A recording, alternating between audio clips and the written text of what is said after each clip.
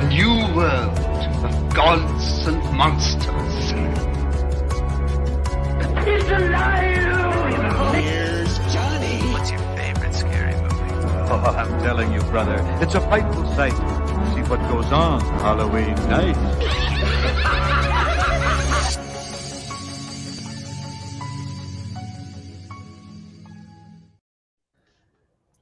Hey everyone, and welcome back to Why We Love Horror, episode 21. Melissa, John, as always, are here. How you both doing today? Or tonight, technically? Doing great. How about you? I'm glad Why We Love Horror is finally allowed to drink in the United States. That's great. That is very true. So yeah, today we got the double feature of all double features, Rage Cage. We got Renfield, and we got Vampire's Kiss. I was so excited to see Renfield this week because I love me some Cage, and Vampire's Kiss is always a fun time for me. So yeah, let's get right into it with Renfield. Hi, are you here for the meeting? Well, come on. No! Some call me the Dark One, others the Lord of Death. To most, I am Dracula. Okay, obviously we're dealing with a little bit more than just narcissism here. Now, let's eat. John, you want to start it off? Yeah, Renfield. I mean, if you've seen any like true adaptation of Dracula, like in Bram Stoker's Dracula or other Dracula movies, Renfield's usually a character in those movies. He's usually the first dude you see, like the original person who's like, you know, the servant to Dracula. So this is like a reimagining of Renfield and Dracula's relationship, and they're codependent, as we learn in the movie, and it's all about codependency. I like it. Yeah, let's get right into it by let's start with Nicholas Hoult. How did you guys feel with Nicholas Hoult as Renfield? Yeah, I mean, I thought he was great. I like him as an actor. I will say, I don't know if he's like the best leading man. I feel like he's kind of better as like a side character, which like Renfield is a side character, but like in it, he's like the center, obviously, of this film. So I don't know if it fully worked for me, but for the most part, no, I thought he was great. He definitely is good at like playing these like anxiety-ridden like people, and yeah, and there's some great action scenes with him that I really enjoyed. John, it's interesting seeing Nick Hoult play a British character for a change. He gets to speak in his actual speaking voice, which is nice. Yeah, I am a huge fan of Nicholas Hoult. Like I said last week, playing exasperated white males. Nicholas Hoult, to me, in my mind, when I think of a white man who is just like had enough, but he's too anxious to do anything about it, Nicholas Hoult is your man. And so I think he's actually really well casted. There's probably a couple other people who could have been Renfield, but Nicholas Holt's in that short list, I definitely think, in modern day. Yeah, I agree with both of you. I think he did well in this movie for sure. And I love the fact that he actually played Nicolas Cage's son in The Weatherman. So having him come back for this was very interesting to see. And I had read an interview recently with Nicolas Cage where he kind of brought that up, and he talked about working with them again in a way. I think their chemistry is top notch in this movie. I think it's really well done. Brought up Nicolas Cage, of course, as Dracula. How did you guys feel with Nicolas Cage as playing the Prince of Darkness? You know, I want to say one thing for Nicolas Cage, like, and given the way we've spoken about Nicolas Cage for the last, I don't know, 35 years at this point, kind of understated for a Nick Cage performance. It really was not like, there were moments, right? But as far as like, if you're going into Renfield hoping to see like a Wicker Man type thing, you're not gonna get that. He actually plays it pretty true to type. I think he's actually a pretty good Dracula, like in the tier of Draculas. I wouldn't say he disrespects the role at all. Like, it's really good. Yeah, no, I mean, I personally think he was the best part of the film. The unfortunate part is I don't know exactly how much he was on screen, but roughly maybe 20 minutes, 30 minutes. Like he wasn't on screen as much as I was hoping. But for what we got, absolutely loved it. You can tell, I mean, he's talked about it before, how much he loves like silent films. And that definitely like comes in with this film, like just, you know, very influenced by like Nosferatu or I guess not necessarily a silent film, but like the Bela Lugosi Dracula. You could just tell he's so influenced by like these classic characters that have played vampiric people before. And yeah, I thought he was great. Yeah, this is the role he's been wanting to play for years. So going into it, I figured he was gonna try to do it, as John said, as true to form as possible. And I think he did really well. And yeah, I agree with Melissa where I did want more Nicolas Cage as Dracula. He did it so fucking well. And every time he's on screen, he's just incredible in this. And I love that it starts off with black and white sequences of it, basically taken from the original Dracula, which they have said this is pretty much supposed to be a sequel to the original Dracula movie taking place 100 years later. In a way, it definitely works for those opening it up like they do with those scenes. It definitely. Then I would love a prequel where Renfield gets broken out of the insane asylum. I would like, but not where he doesn't get killed. I would love to see that. Yeah, that would be really cool. Like, if they're going to go this route, there's a lot of material to work with because this is clearly you actually can go forward from it or you can go backwards from it because there's a lot of material. Oh yeah. So yeah, let's just get straight into it with spoilers, and I guess let's start off with the self-help group that Renfield is a part of. One of my favorite parts of this movie was that self-help group because they are it gets into some deep shit with at least Renfield. Like I love that is it Carol? Is her name Carol in it? I think it's Carol. Yeah, that keeps being interrupted every time. Who is Tara from Terrifier? Yes. Which was nice to see. Oh yeah. Yeah. I just love the dichotomy of that group and how Renfield finally finds his place with this group of people that are kind of dealing with the same shit that he is, and that's where we get the codependency going on with it. How did you guys feel about the individual scenes with that group throughout the film? Well, like I think the cool thing is him being in the group. If you first start to see like Renfield is trying to make the most out of a bad situation. He's like, well, if I've got to feed Dracula, let me at least track down these garbage people who are torturing my friends in the group. But then Dracula quickly catches on, like, you're feeding me trash. Like, you're feeding me trash. And he is feeding him trash. So like really the self-help group and everything that comes out of it like actually like drives the plot, which is great. I liked it as a psychologist myself. I really appreciate it because that's kind of how it goes in groups as well. Yeah, no, I loved that aspect of the film. I wish we got maybe some more of it. I don't know if more is the right word, but I think, not to get too ahead of what we're talking about right now, but like I think the plot was a little convoluted. There's a lot going on, but I liked this aspect of it. I kind of wish we focused more on the relationship of Dracula and Renfield. I think those are some of the stronger scenes, is like when they're together. But like John was just saying, like the self-help group kind of helps move the plot along, and I think it's a good way of like discussing the codependency, the toxic relationship between the two of them, kind of in a modern way. So I really enjoyed it. I wish we kind of focused on that relationship a bit more and saw a little bit more of maybe what was before, kind of that black and white scene to now. Like adjacent to the group, when the group leader gives him the narcissism handbook and he's reading out of it, and like Dracula's like mocking him, is like probably the best scene in the movie. Oh yeah, the reaction that Dracula has the moment he brings up the book, fucking hilarious.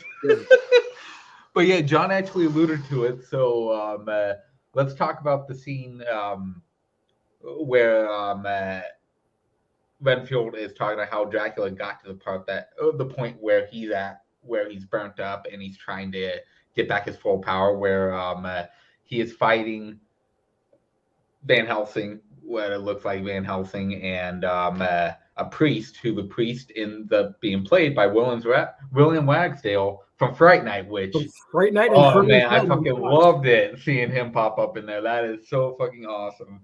Yeah. And that part, you get the circle, you see him being put in the circle, and you see like what's great about the opening of this is that you see from just that one scene alone how much the relationship is between Dracula and Renfield, and how much control Dracula has over Renfield, basically telling him, if I die, they're gonna put you away and they're gonna mess around with you, they're gonna test on you, they're basically gonna fuck around the entire time with you. You need me, I need you. Help me out of this so I can take care of business, and he fucking does. And we get some cool Dracula moments throughout this where he's going inside Will Wagsdale's body and makes him explode, and then he gets put on fire by the fucking guy, which is so fucking great. And then we get to see him turn into bats later on. We get to see him turn into smoke. So many great fucking moments with that. How did you guys feel about that particular scene, and how not the majority of the movie, but like the first half of the scenes of Nicolas Cage of Dracula is him half burnt face? Yeah, I absolutely loved it. I thought the makeup in this movie was really good, and I wish we got more of it, because as we know, there's a lot of CGI blood, which was kind of a downside. But like these beginning scenes, I felt like were a lot of fun. Like you said, the explosion scene. Like I remember, I looked over to my husband during that scene, and we're like, "Oh my god, this is awesome!" And yeah, it was just such a fun theater experience too. Like, you know, full theater, everyone kind of laughing and having a good time, especially in this opening kind of sequence. I thought it started really strong.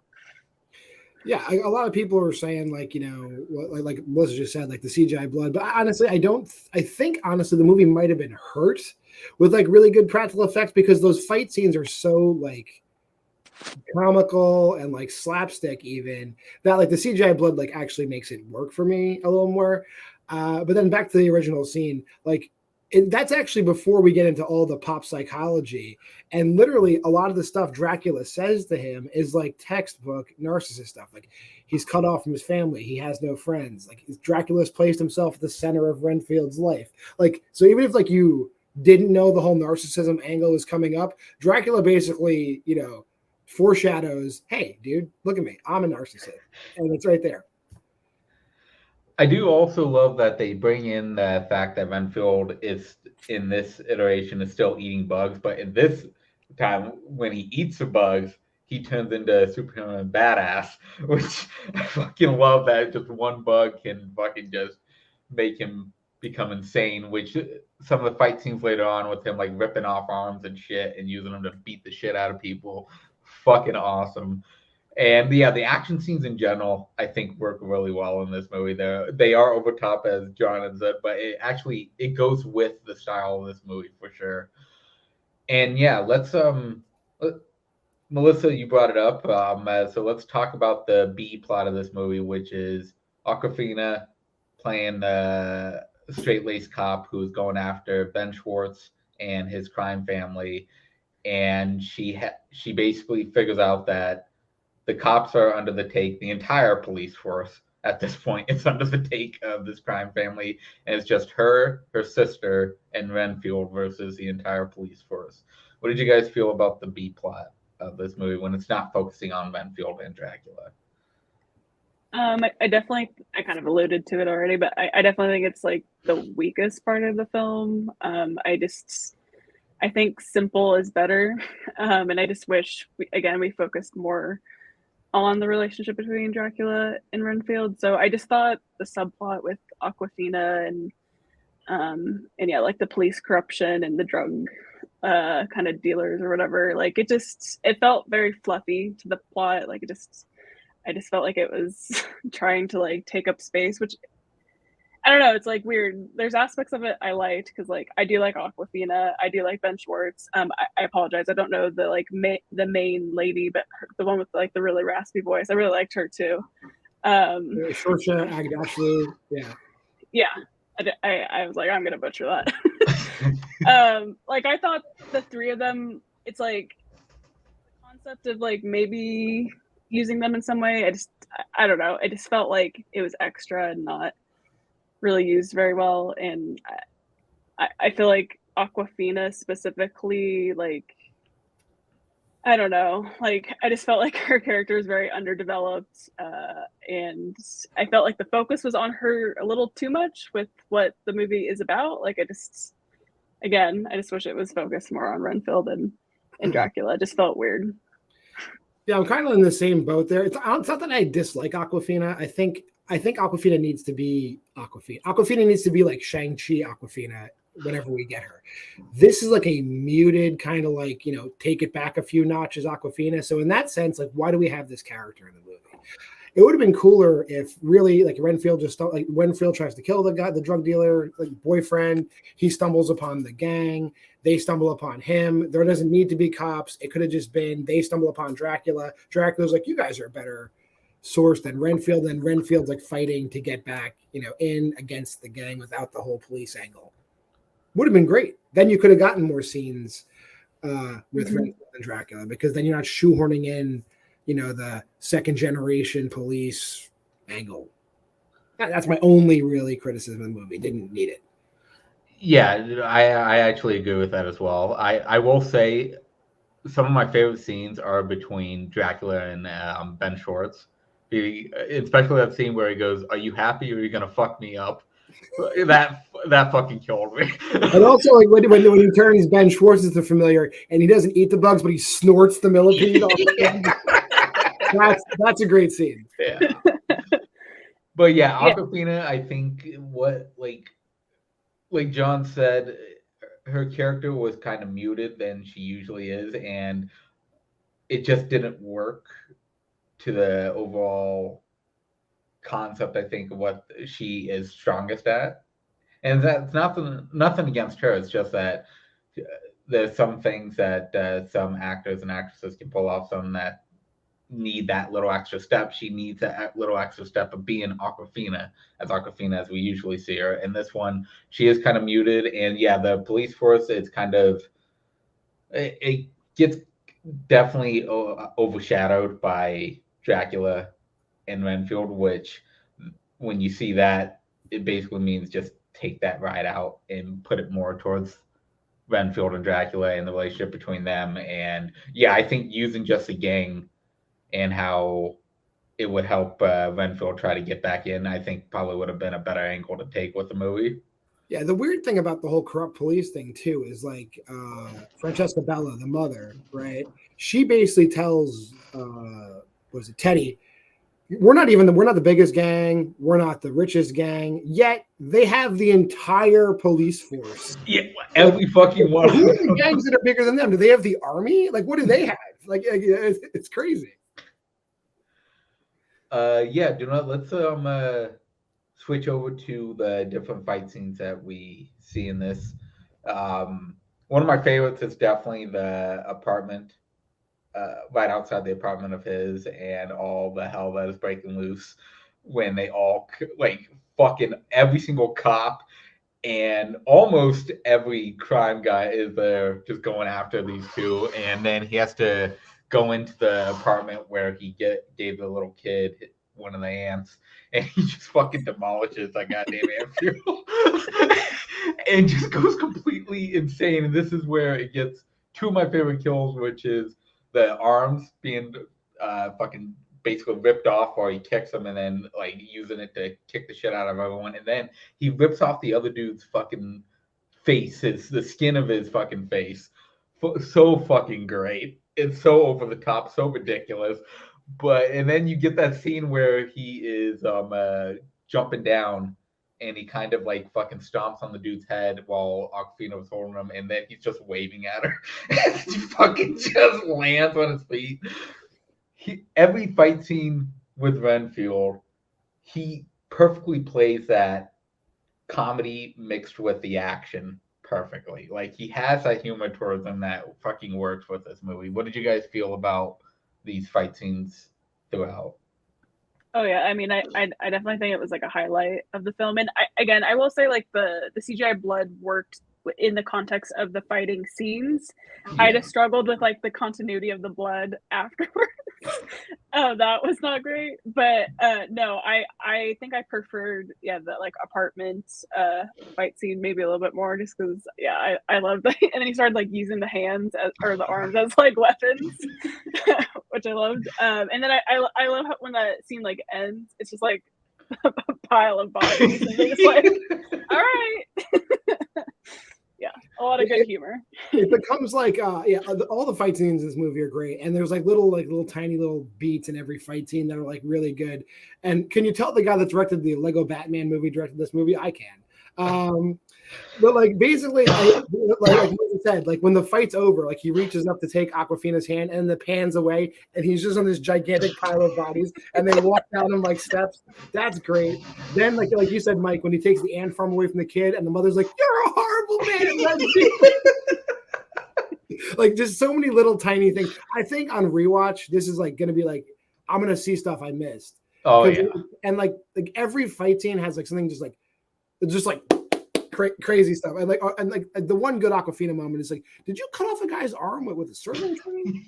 Yes, I did. Yes, I did. Yeah, that fight scene when they first meet each other, and when he fucking throws that platter thing down on that dude's arms, fuck man, it's so fucking cool. And you mentioned the arms, like so you mentioned ripping the guy's arms off, then he's using them to fight people, then he throws the arms as javelins, and he with the arms. So like those arms get so much use, like he gets a lot of use out of those arms. Oh yeah, like he knows how to use every single thing in his arsenal to the best of their ability. Anything he has in his hands, he's using so fucking great. And he fights like Eddie Gordo from Tekken, which is great. I don't understand the reference, but I feel like the bugs give him like the powers, but he also feels like a smart fighter too, like what you guys are saying. Like he's definitely using all the tools he can. Reason what the reference is like he's like it's like a capoeira, like he's always contorting, like when people are attacking him, he's like flying through the air and twisting and like getting to the person. It's great. Okay. And then we get to the Dracula side of the fight scenes, and the self-help group. Fucking A, man. The moment that he gets invited in and he has the conversation with them, and then he just starts tearing them the fuck apart. And I love how they shoot it is that he hits Renfield. Renfield goes flying away in slow motion, and he's just watching all of his friends get fucking slaughtered by fucking Nicolas Cage in some of the most gruesome fashion. Fucking just using his hand with one swipe, taking out them left and right until it gets to the main therapist, and you can just tell Dracula is just loving this moment of just looking at him going, because he can tell that the main therapist kind of took the role that Dracula had as his mentor in a way, and he uses that to advantage of just biting him and just letting him fucking die there, and all because he had to show him the book. If you didn't show him the fucking book, none of this would have fucking happened. Yeah, the one part of like vampire lore that I think is they really keep true to vampire lore too, because like one, like he couldn't have entered the building unless the guy's like, come on in. And then secondly, when he goes to Renfield's apartment, he enters because Renfield has the welcome mat. So says, welcome, come on in. And like it pans to the welcome mat, and he's like, shit. It's so fucking good. It's such a great comedic moment there. It's fucking wrong. Oh yeah, Melissa, go ahead. No, I was just gonna say, I mean, I obviously know what happens at the end, but like when that scene was happening of like all of his friends getting slaughtered out, it was kind of sad because I was like, I like the support group. I was like, no. The part is like when he was like going to the support group to follow the people, to kill all the codependent people, and he's like, I was following Bob because I wanted to. He's like, because I'm a friend. He's like, yeah, because you're a friend.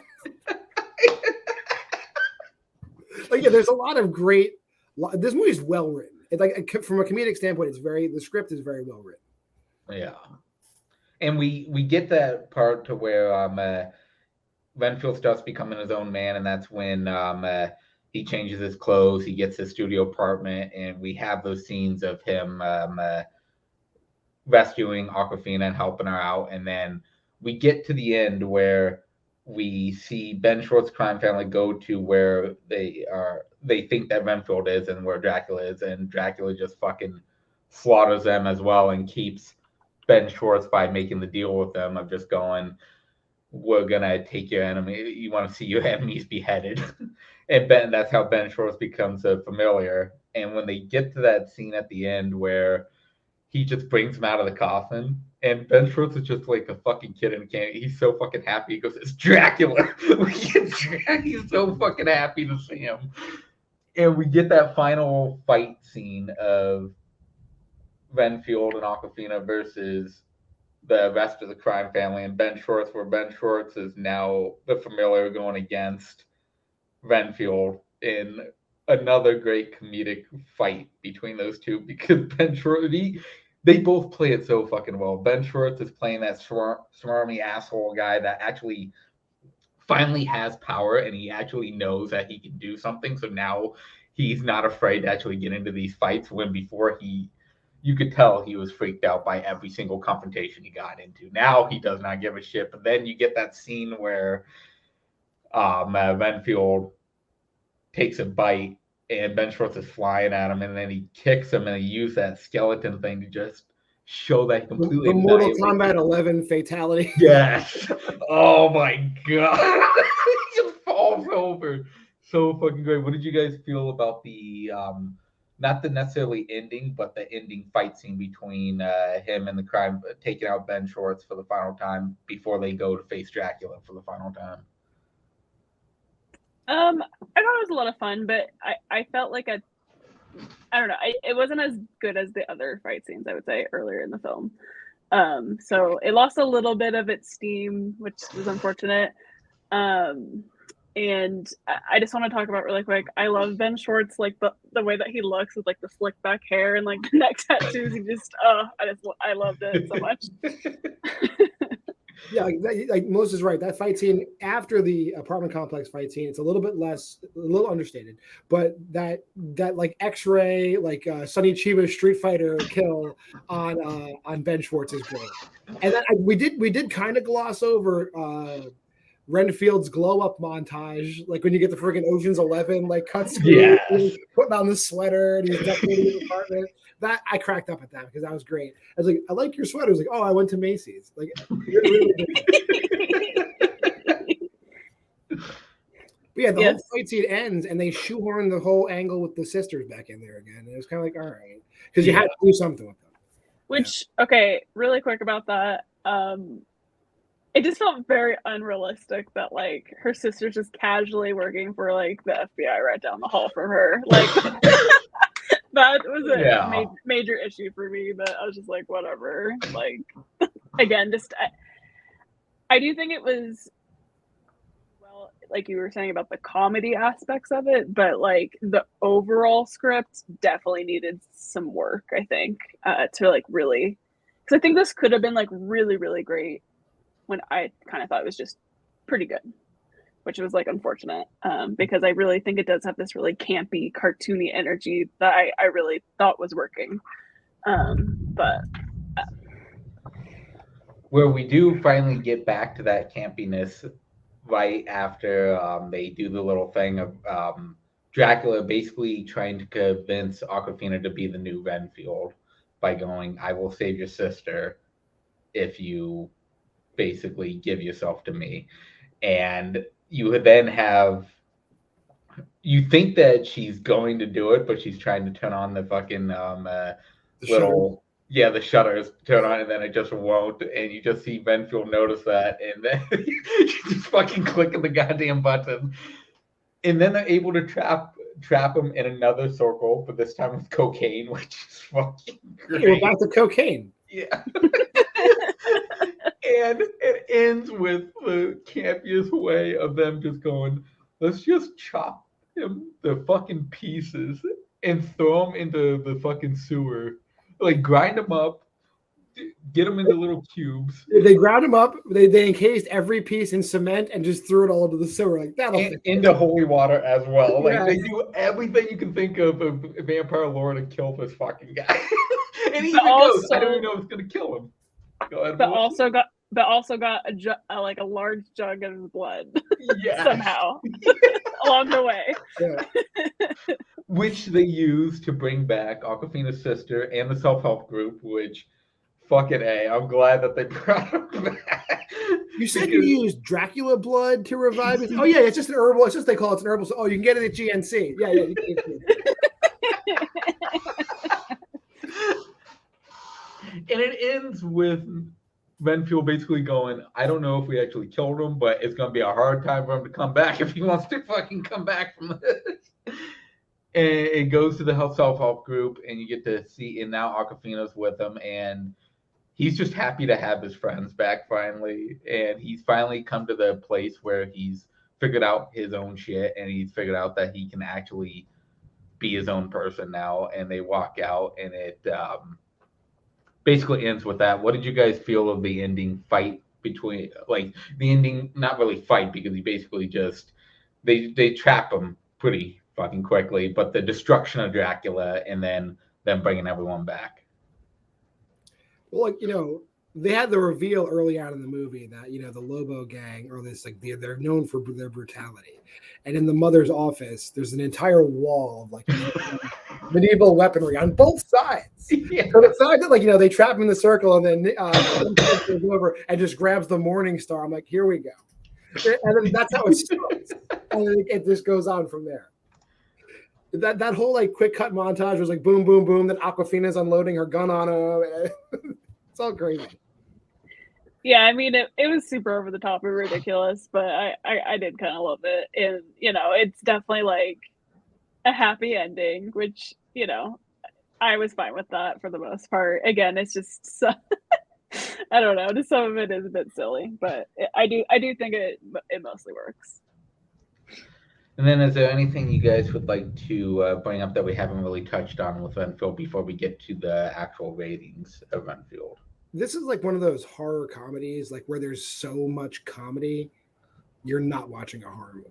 Like, that's like basically how it's like. Yes, here's Dracula, great, yeah, he's a character in this comedy movie. It's not like Dracula Dead and Loving It. It doesn't go that far, but it touches it.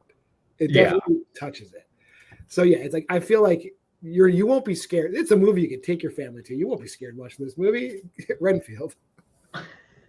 Yeah, I mean, I don't really have much to add. I guess just one, like, comment. I did really love Renfield's like, his apartment when he, like, painted it, and, like, that whole montage. And then I liked the wall of like self-motivational posters. Like, that was great.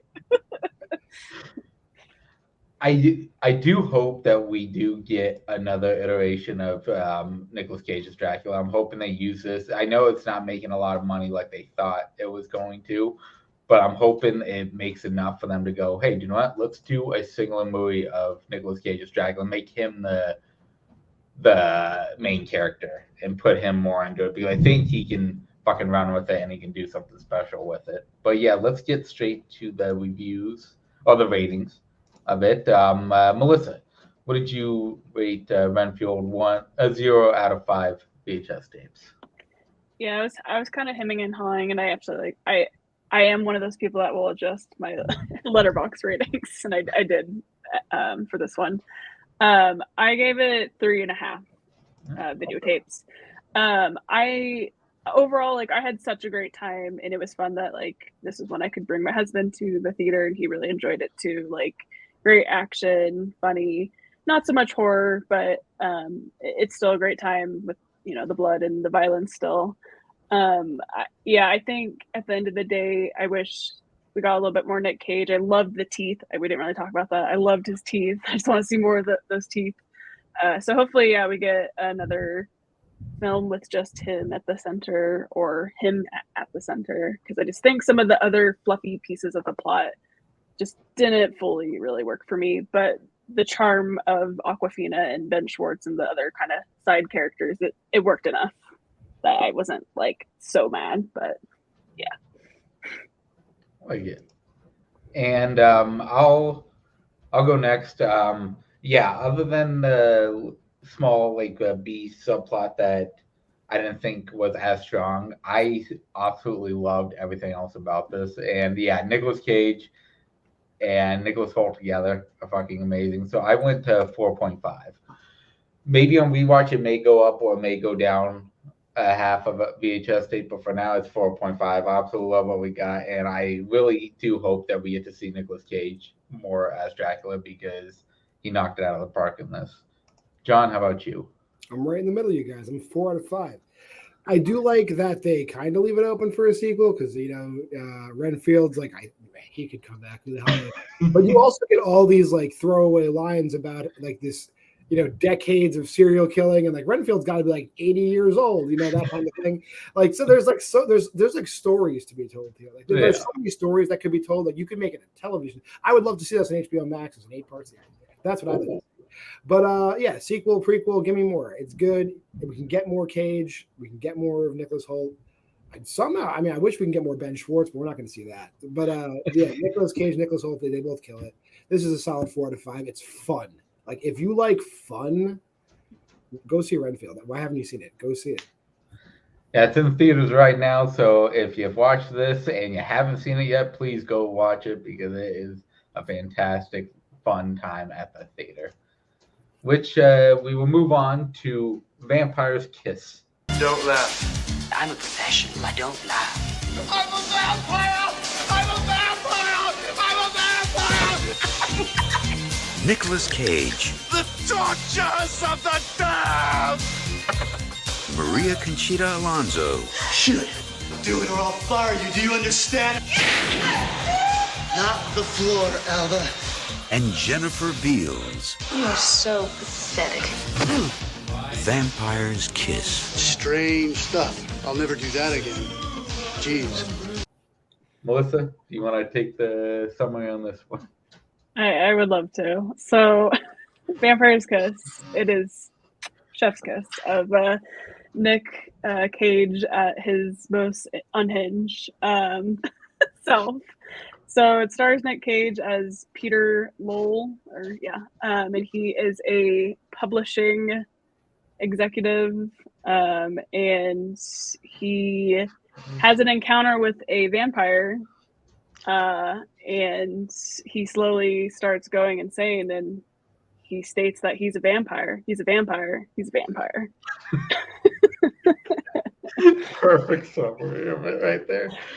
How did you both feel about the main storyline of this, of him being bitten and growing more and more insane as the movie goes along, thinking that he's turning into a vampire, and the situations he gets himself into because of that? I hadn't seen this, you got me. I hadn't seen Vampire's Kiss before this week. And as I was going through the movie, I'm like, oh, that's where that meme comes from.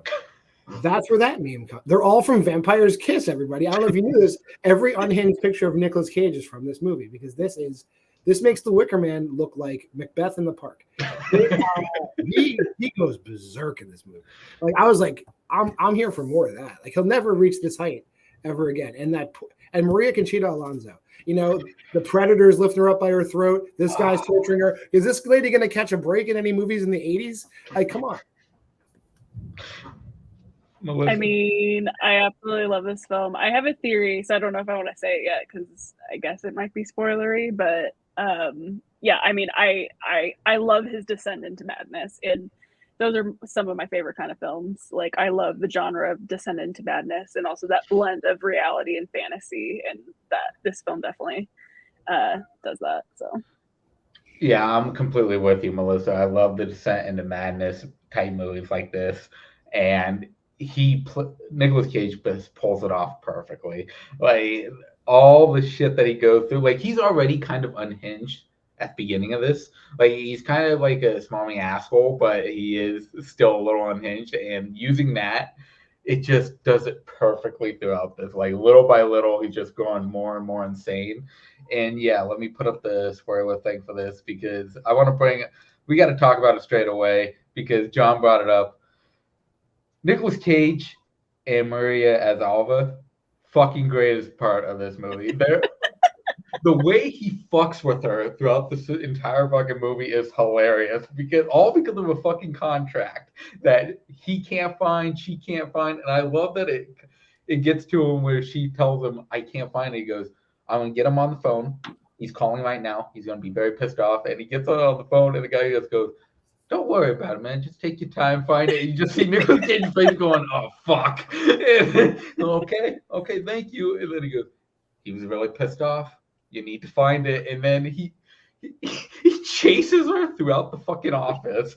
He chases her down the street, and then he goes to her fucking house to go, like, to be a little charming guy going, hey, I just brought you something. I know you're sick. And she says, no, I wasn't really sick. I just didn't want to show up without it. And he goes, just come back to the office with me. And she fucking does. Like, he keeps convincing her to come back, and he doesn't even wait to get to the office. He just automatically gives her shit in the taxi where she goes insane with this guy, where she's getting her brother involved, trying to use a gun, and all other aspects of this. And we get the great scene. He goes, am I getting through to you, Alva? How did you guys feel about the relationship between these two throughout the film? I mean, I think the first time I watched it, I was like, holy shit. Like, this poor woman. Which, I mean, I still do, but like you said, like, there's just something about how, like, over the top it is that it's hilarious. It's sad to think that, like, there probably is somebody out there that's doing shit like this to a secretary. It's just like, God. It's like in the 80s, right? In the 80s, this company has no human resources department. No. Because the stuff he's getting away with is out of control. Yeah, chasing her into the women's room, and then the other ladies like, this is the ladies' room. Yeah, and then they're in the office, and they're like laughing about like, he chased her into the ladies' room. It's you would not get away with that in 2023. We've done away with that kind of hijinks in the office. No, sir. We basically Nicolas Cage picks up a woman, brings her back to his apartment where they are having sex, and she ends up biting him. And at the same moment, like right after they do it, he's shaving, and he ends up cutting himself in the same exact spot that supposedly she bit him in. And he gets a cut there, so assumingly he thinks that's a vampire bite that has happened. And we go from there to where you find out that Rachel, that she does not exist in the scenes that we are actively seeing him talk to her in or do these moments in, that it's just a part of his fucking madness that he's turning into. And you start figuring out that, this man was never bit. And he hasn't been turned into a fucking vampire. He's just a psychopath.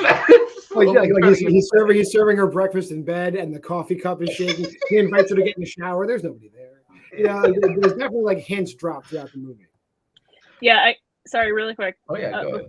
But before that scene, though, him and I guess his girlfriend or the girl he's like casually dating, they're also about to get hot and heavy, and then a bat comes in, and I love that fake bat. Oh, so great. But I guess like my theory to like the movie is that he does get bit by the bat, and throughout the rest of the film he's just in a rabid state, like losing his mind, and like thinking that like he is becoming this vampire, I guess from that bat bite. That's a legit theory. That's how I like that. That's how we got COVID. And here we are. Yeah. The girl in the beginning, Casey Lemons from Candyman. Like, you get to see all these people that are in all these other movies, which is great. Which we do get to notice Rachel towards the end, where he runs into her at the club, where he starts screaming that she's a vampire, and you figure out through the small amount of dialogue that she recognizes him, but it's probably been a long time since they've actually seen each other, and that's when you truly know that this man is fucking crazy. But then I love when as we have the therapist moment throughout as well, and with him it's just him trying to explain why he is the way he is. But then you get to where he's turned completely insane, and he's all deceitful. Like he has a fucking piece of wood. And he bumps into the fucking building, and he starts hallucinating that he's talking to her. And he's dressed nice. He's dressed like, and he's going, "Yeah, I killed someone." She goes, "Don't worry about it. I'm gonna take care of it." I go, "Okay." That goes into my theory where the ending of the movie is literally like beat for beat, like 80% of the ending of American Psycho, where it's like he's confessing the crimes that he didn't commit. Yeah. Did he do it? Did he not do it? What's real? What did he hallucinate? Like, is he just so rich it doesn't matter? Yeah. And like then I if I did research, I found that this movie came out 3 years before Bret Easton Ellis wrote the book. So was Bret Easton Ellis really just a big fan of Vampire's Kiss? I want to know. Get in the comments. I want to know, did Bret Easton Ellis rip off this movie? I think he might have. I will say I did rewatch American Psycho like right before this, and yeah, I didn't realize really how much it is very similar. Like, so no, there's definitely something there. Oh yeah, Patrick Bateman also has a secretary he treats like crap. Everything is similar. Mm-hmm. Mm-hmm. Yeah. And I do love that. I love the setting of New York in this. Like, play it off so, especially night New York when he's turning insane and he goes into that little shop to grab the vampire fangs, but he can't afford the fucking $20 because he spent $50 to bring Oliver back to the office, which she lets her know throughout the entire thing, going, "You better find this fucking file for me." So he has to get the little cheap ass fucking plastic vampire fangs. And then you have the reveal, with Oliver when he finally has the final confrontation with Oliver. The reveal that like the gun doesn't have bullets in it, but she does get blanks. So when he's trying to get her to kill him, like the bullets have no effect on him. He's like, "I'm a vampire." He's like trying to shoot himself with a gun that doesn't work. Really good. And that particular scene, he I guess was trying to when he's trying to kill himself, he's like also trying to say "boo hoo." If you watch it, you should rewatch it because it's pretty funny. It's like "boo hoo."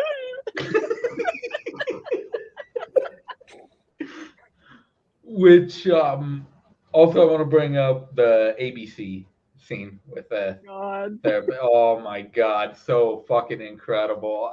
That when I first saw this when I was a little kid, I became obsessed with that fucking scene. I went, "That's the greatest reading of the ABCs I've ever seen in my entire life. I don't think it will ever be topped." Like, just his fucking actions, his arms flailing around while he's doing it is so fucking fantastic. Nicolas Cage is being Nicolas Cage. That's where you get Rage Cage from, is that fucking ABC scene, because no one can fucking do it better. And I just love that everything about him as he's thinking that he's become a vampire, like he's looking in the mirror and he goes, "Where am I? I can't see." And then you see from the camera that you could totally fucking see him through the fucking mirror.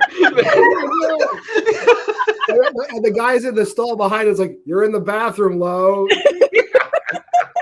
Do your acting audition somewhere else." And like, it's that moment, it's his clothes slowly get deceived, his hair gets all fucked up towards the end. And I just love the madness that it's just not just his mind, but it's his body, it's his clothes, it's everything about him that's turned into insanity. And then we get Alva's brother that we see like halfway through when she's batshit scared of him at this point, and she wants a gun. And then she thinks that he had raped her at that moment there, which we find out he was probably going to, but then he saw Rachel in his mind and got him all fucked up, so he decided not to go through with it. And she uses that ability to grab her brother, and her brother they go back to his apartment, and she's waiting for him to say. And I love that his overturned couch has become his coffin. He just fucking crawls underneath it. Right before that, he actually does kill someone in the club, right? Yes. And the one like condemnation of 1980s New York and Mayor Ed Koch is that like He kills her. He's got blood all over himself. The newspaper comes out with the headline that a girl was killed in the club, and he's just staggering from the club back to his house covered in blood. No one does anything. It's New York City in the 80s. Let's go. And he looks like shit, but I love it. He looks like a homeless guy at that moment. Like he's carrying around the fucking big ass fucking piece of wood. Yeah, the piece of wood, that like steak piece of wood thing. He just looks like an insane guy walking around. And they get back to the apartment, and he's underneath the couch trying to leave his fucking coffin when the guy just shows up and he's looking around like, oh, what the fuck is this dude? And he finally finds him. And he's telling him to get up. Nicolas Cage is just pointing the fucking piece of wood at himself. The guy goes, fuck it. Fuck it. And ends up killing him and just running away. As Nicolas Cage is finally like content.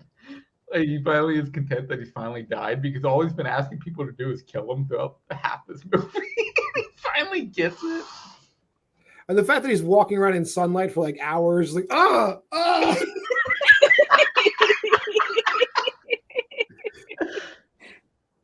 Which the sunglasses bit halfway through it is fucking amazing. Those big ass sunglasses that he wears, and that's another way you can tell he's turned insane, is he's got the big ass smile on his face. The over exaggerated smile with the big ass sunglasses is perfect. What did you guys feel like? We've touched on it throughout, but what did you guys feel of the ending of this movie and how Nicolas Cage, and what do you guys feel? Do you think that he actually killed the woman, or do you think that this is all part of his like kind of like American Psycho-ness, where none of this is actually happening? I think you can make a case either way. The way I read it, he actually did kill her. It just makes more sense to me that way. And I think that's the only thing that was real. Well, that and what happened to Alva obviously is real. But like everything with Rachel, obviously, like he was never bit. She never came back. She wasn't stalking him. Whatever. None of that stuff happened. But what we see from the third party of when he's descending into madness, all of the stuff we're seeing when he looks like crap happened, and then clearly the stuff where he's like talking to the therapist doesn't happen. Yeah, that's kind of where I'm at with it as well. I think it's like, again, this descent into madness and insanity that like it gets to the point where he's that like incoherent, unhinged, whatever, that he does end up killing this innocent woman. And then I think Rachel's just that ultimate like fantasy, like a sexual fantasy or whatever you want to call it. That like is definitely influencing maybe his decisions or something. I'm not sure. Maybe it's like another personality of his that's like whispering like kill people, or I don't know. I actually agree with that. I do think that he did kill her, and that part of it is real. But the thing that we did touch on that I wanted to bring up, that I forgot to bring up, is when he's hallucinating the therapist, she brings in Sharon, who she goes, "You're perfect for her." And like, she does not give a fuck that he's killed people. I was like, that's fuck it. And then I love that he gets back to their apartment and he's already fucking fighting with her.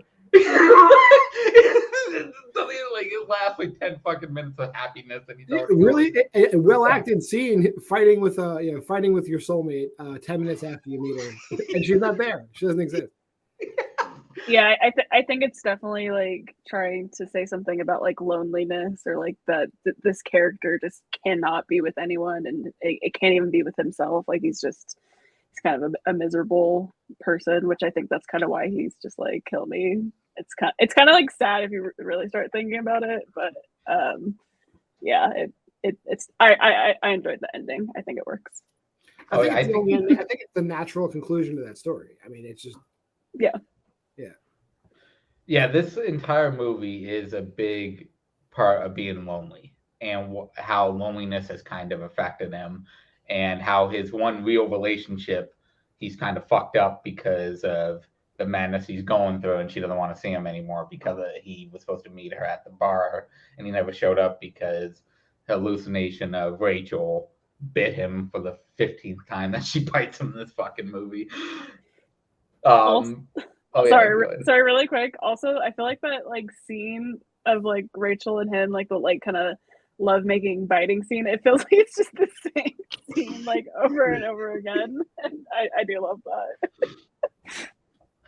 that. What do you are there any like things we haven't really touched on that you guys wanted to bring up of Vampire's Kiss?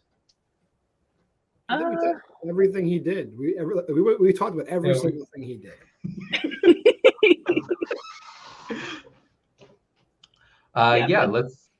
Let's jump right into the reviews a bit. Or the ratings. Why do I keep calling it reviews? What the fuck? John, let's start with you. Out of 0 to 5 VHS tapes, what would you give Vampire's Kiss? I also gave Vampire's Kiss a 4. Again, a lot of fun, right?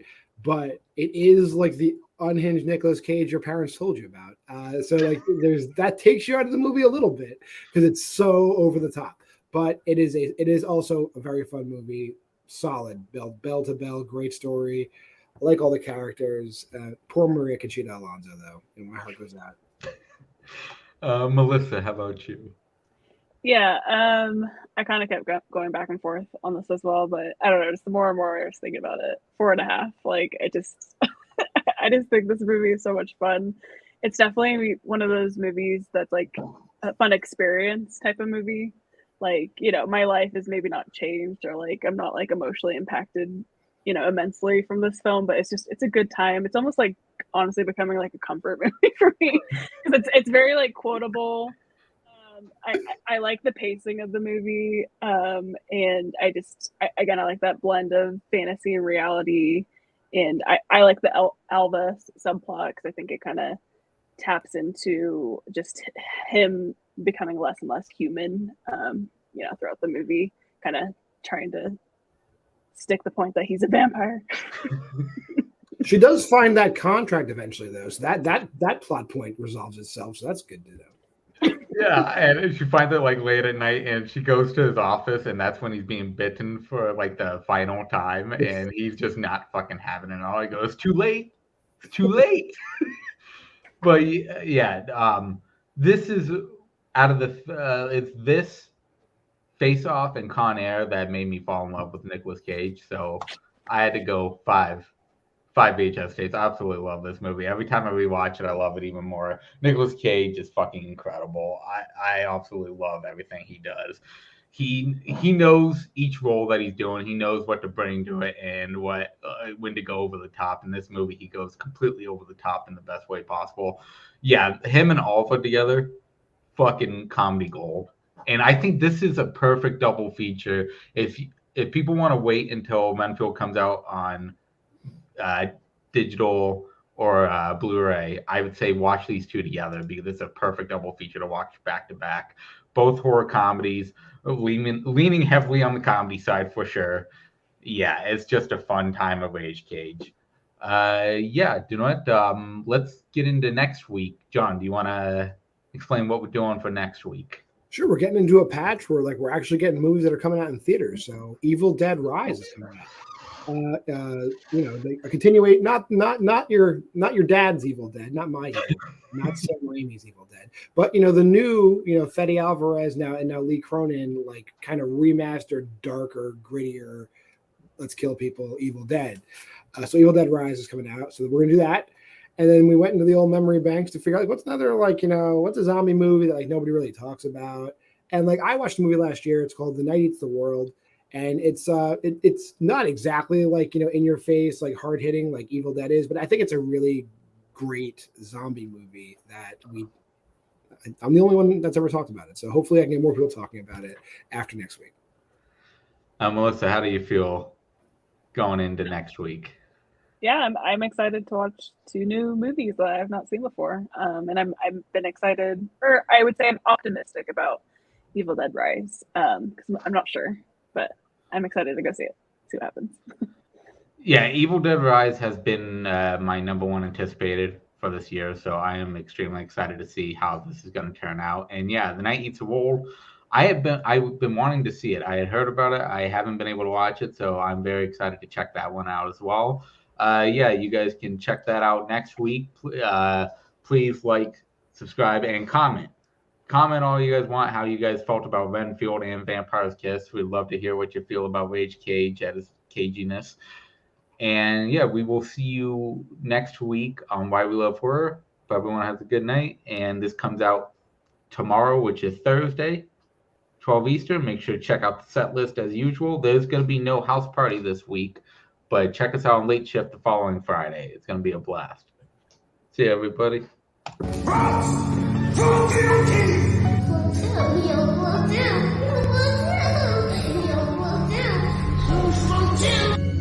she wouldn't even harm a fly.